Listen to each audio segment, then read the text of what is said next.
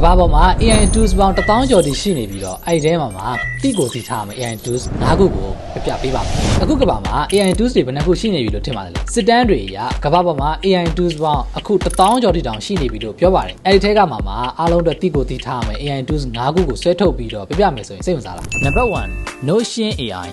အရင်ဆုံးပြောချင်တာက Notion AI ပါ Notion AI ကိုဘယ်လိုပြောရမလဲဆိုရင် Note app နဲ့ AI Brain တို့ကိုပေါင်းစပ်ထားတဲ့ tools လို့ပြောလို့ရပါတယ်Notion AI ကဘာလို့လုပ်လို့ရမလဲဆိုတာကိုတစ်ချက်ပြောပြပါမယ်ပထမဆုံးကတော့သူကစာရေးရခတ်တဲ့အလုပ်တွေကို Notion AI ကကိုအစားတော့ရေးပေးတယ်ကိုအစားစဉ်းစားပေးတာမျိုးကိုလုပ်ပေးတာပါအဓိကတော့ပထမဥပမာအဖြစ်ဆိုရင် course outline တွေရေးချင်တာမျိုးတွေYouTube video script တွေဆင်ပြီးတော့ရေးချင်တယ်နောက်တစ်ခုက business plan ကိုချချင်တယ်နောက်တစ်ခုက daily task တွေ to do list တွေကိုစုချင်တယ်နောက်တစ်ခုက meeting note တွေကို summary အနေနဲ့ပြန်ချင်တယ်ပေါ့နော်အဲ့ဒါတွေကိုသူကစာကြမ်းတောင်မရှိဘဲနဲ့ AI ကအစားဆုံးရေးပေးနိုင်ပါတယ်အဲ့တော့ဘယ်သူအတွက်အကောင်းဆုံးလဲဆိုရင်တော့content creator တွေနောက်တစ်ခုကဆရာမတွေ online business လုပ်နေတဲ့သူတွေနောက်တစ်ခုကကြတော့ plan တွေချရတဲ့ဝါသနာပါတဲ့သူတွေပေါ့နော် plan ချရတဲ့သူတွေပေါ့နော်အဲ့ဒီမျိုးတွေအတွက်အဓိကအပြင်အသုံးပြုလို့ကောင်းပါတယ်နောက်တစ်ခုကကြတော့ Notion AI ကသူကအချုပ်ပြောရမယ်ဆိုရင်စဉ်းစားအခက်တဲ့အလုပ်တွေနဲ့စနစ်တကျစူးစီးပြီးလုပ်ချင်တဲ့အလုပ်တွေကိုလုပ်တဲ့နေရာမှာအရန်ကိုအဆင်ပြေပါတယ် Number 2 Cloud AI နောက်တစ်ခုကတော့ Cloud AI ပါ Cloud ကိုလူတွေကဘယ်လိုခေါ်လဲဆိုရင်တော့သူကစာရှိရှိနဲ့ document တွေကိုအရန်နားလည်တဲ့ AI ဆိုပြီးတော့သူကခေါ်ကြပါတယ် Cloud AI ကဘာလို့ရလဲဆိုရင် Cloud AI ကသူကအားသာချက်ကတော့စာအရှိတွေကိုမပင်မပန်းပဲနေသူနားလည်အောင်ရေးပေးနိုင်တယ်ပြန်ပြီးတော့ဘာသာပြန်ပေးနိုင်တာမျိုးကို Cloud AI လုပ်ပေးပါတယ်အဓိကတော့ PDF file အစာအကြီးကြီးတွေပါအဲ့လိုအကြီးကြီးတွေကိုပြန်ပြီးစာပြန်ပေးတာမျိုးတွေနားလည်အောင်ပြန်ရှင်းပြရတာမျိုးတွေအဲ့တော့ကျတော့ cost note အရှိတွေအဲ့တော့ကျတော့ဒီ agreement တွေနောက်တစ်ခု contract လုပ်တဲ့ဒီစာချုပ်စာတမ်းတွေအဲ့လိုမျိုးတွေကိုသူကလုပ်ပေးပါတယ်အဲ့ဒါတွေကိုသူ summary အနေနဲ့ပြန်ဆွဲပေးတာတွေ question and answer ပြန်လုပ်ပေးတာတွေနားလည်အောင်ပြန်ရှင်းပြပေးတာလုပ်ပေးပါတယ်အဓိကကတော့သူက content creator တွေအတွက်ပို့ပြီးတော့အဆင်ပြေပါတယ် script တွေကိုဆိုရင်မြန်မာလိုဘာသာပြန်ရေးခိုင်းတာမျိုးပါဆိုရင် Cloud AI ကပို့ပြီးတော့ကောင်းပါတယ် Cloud AI ကိုမြန်မာလိုရေးခိုင်းတာမျိုးကပို့ပြီးတော့ကောင်းတဲ့တဲမှာပါပါတယ်Burmese to English ပြန်ပြီးတော့ညှိခိုင်းလို့ရတယ်ဒီ video outline တွေပြန်ပြီးတော့ဆွဲခိုင်းလို့ရပါတယ်အဲ့တော့ Cloud AI ကဘယ်သူတွေအတွက်အကြိုက်ဆုံးလဲဆိုရင်တော့စာမျက်နှာဖတ်ရတဲ့သူတွေနဲ့ဒီသင်တန်းတွေ course တွေ research လုပ်ရတဲ့သူတွေနဲ့နောက်တစ်ခုက content creator တွေအတွက်တော်တော်လေးကိုအသုံးဝင်ပါတယ် Number 3 Notebook LM ဒီတစ်ခုကတော့ Google ရဲ့မှာ Notebook LM မှာအဲ့ဒါကပုံမှန် AI တွေနဲ့မတူဘဲနဲ့သူကကွဲပြားတဲ့လုံဆောင်ချက်တွေလုပ်ပေးပါတယ်Notebook LM ရဲ့မှာအဓိကအားသာချက်ကကြတော့ကိုကသူ့အတွက်အဓိကfile တွေကိုတင်ပေးလို့ရတယ်source file တွေကိုတင်ပေးပြီးတော့အဲ့ဒီ source file တွေအလိုက်ကိုသူကပြန်ပြီးတော့ AI ကပြန်ထုတ်ပေးတာပဲဖြစ်ပါတယ်ကိုက course PDF တိုင်းလေးတင်ထားတယ်နောက်ကကိုရေးထားတဲ့ဒီ script တွေကိုတင်ပေးလိုက်တယ်YouTube video link တွေကိုတင်ပေးလိုက်တယ်ပေါ့နော်အဲ့ဒီအကြောင်းအရာတွေနဲ့ပတ်သက်ပြီးတော့သူကိုရှင်းပြခိုင်းလို့ရတယ်နောက်တစ်ခုက question တွေထုတ်ခိုင်းလို့ရတယ်မေးခွန်းထုတ်ခိုင်းလို့ရတယ်နောက်တစ်ခုက audio podcast တွေအနေနဲ့ပြန်ပြီးတော့နားထောင်လို့ရတယ်အဲ့ဒီမှာအဓိကပိုကောင်းတာကသူကကိုတင်လိုက်တဲ့အကြောင်းအရာနဲ့ပတ်သက်ပြီးတော့သူက slide တွေနောက်တစ်ခုကကြတော့ဒီ key metric point တွေ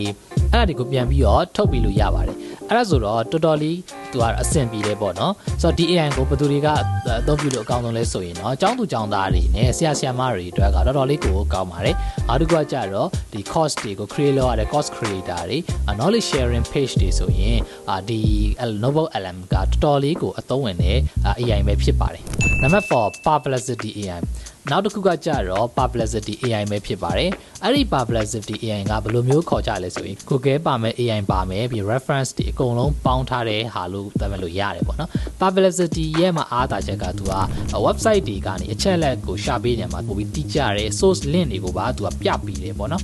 ပြီးရင်တော့က fake information ပေါ့နော် information အတုတွေအယောင်တွေပြပေးတာသူကနည်းပါတယ်ဥပမာအားဖြင့်ဆိုရင်2026ရဲ့မှာ online business trend အဲ့ဒါဆိုရင်သူကအဖြေတွေကို source တွေ link နေရာစတစ်ခါထည့်ပေးမယ် AI tools for video editing လို့ရှာကြည့်လိုက်မယ်ဆိုရင်လည်း link တွေရော source file တွေရောသူဘယ် website မှာဘယ်လိုမျိုးပြထားတာကအစား publicity AI ကအကုန်တိကျပြပေးတာပဲဖြစ်ပါတယ်အဲ့ဒါဆိုတော့ဘယ်လိုတွေအတွက်အကောင်းဆုံးလဲဆိုရင်တော့ research လုပ်တဲ့သူတွေ knowledge sharing video creator တွေပေါ့နော်နောက်တစ်ခုက blog တွေဒီသတင်းတွေကိုရေးသားတဲ့ content writer တွေအတွက်ဆိုရင်ဒီ publicity AI ကတော်တော်လေးအဆင်ပြေပါတယ်ဘာဖြစ်လို့လဲဆိုတော့တိကျတဲ့ information ကိုအသေးစိတ်ထုတ်ပေးနိုင်လို့ပဲဖြစ်ပါတယ် Number 5 Microsoft Copilot နောက်တစ်ခုကတော့ Microsoft Copilot ဖြစ်ပါတယ်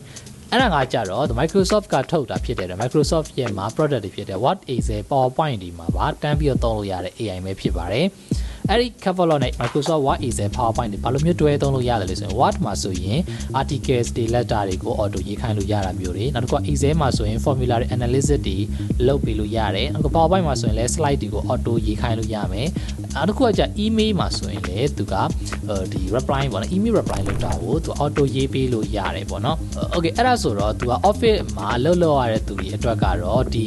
Microsoft Catalog AI ကတော့တော်တော်လေးကို game changer အနေနဲ့ကိုတော်တော်အသုံးဝင်လာပြီပဲဖြစ်ပါတယ်ဥပမာအဖြစ်ဆိုရင်ဒီ Excel data ကို analyst လုပ်ပေးပါတော့ဒါမှမဟုတ်လည်း presentation slide 5ခုလောက်ရေးဆွဲပေးပါလို့တော်တော်လေးရေးလိုက်ရုံနဲ့တင်ကိုယ့်ရဲ့မှာချိန်များပေးပြီးလုပ်ရမယ့်အရာတွေအကုန်လုံးကိုခဏလေးအတွင်းလုပ်ပြီးသွားတော့မှာပဲဖြစ်ပါတယ်ဆိုတော့နောက်ဆုံးအနှစ်ချုပ်အနေနဲ့ကတော့ Notion AI ကတော့ planning နဲ့ organization အတွက်အသုံးပြုလို့ရတယ် Cloud AI ကကြတော့စာအရှည်တွေ script တွေ document တွေကိုရေးခိုင်းလို့ရမယ် Notebook LM ကကြတော့ course တွေ fund လို့ရတာမျိုးတွေ knowledge sharing လုပ်ချင်တာမျိုးတွေအတွက်ပိုပြီးအဆင်ပြေမယ် Publicity AI ကကြတော့ research နဲ့အဓိကကြတဲ့ first တွေကို share တဲ့နေရာမှာအသုံးပြုလို့ရမယ် Catalog ကကြတော့ office worker တွေအတွက်တော်တော်လေးကိုအသုံးပြုလို့ရမှာပဲဖြစ်ပါတယ်နောက်ဆုံးပြောချင်တာကတော့ AI နဲ့အကုန်လုံးကလိုက်သုံးစရာမလိုဘဲနဲ့ကိုယ်အလုံးနဲ့ကြိုက်တဲ့ AI ကိုအသုံးပြုခြင်းအပြင်လည်းအချိန်ကုန်သက်သာစေမှာပဲဖြစ်ပါတယ်ဒီနေ့ဗီဒီယိုကတော့ဒီလောက်ပါပဲဒီဗီဒီယိုလေးကြိုက်တယ်ဆိုရင်တော့ like ပေးခဲ့ပါ comment မှာလည်း okay လို့ရေးခဲ့ပါတကယ်လို့ကျွန်တော်တို့ laptop computer တွေကိုဝယ်ချင်တယ်ဆိုရင် IDK Digital Store ကိုလာခဲ့ဖို့ဖိတ်ခေါ်လိုက်ပါတယ် IDK Digital Store ဆိုရင်ကျွန်တော်ရကုန်မှာဆိုရင်လည်းအပြင်ဆိုင်ရှိပါတယ်နောက်တဲ့ဗီဒီယိုမှာထပ်တွေ့ပါမယ်အားလုံးပဲ bye bye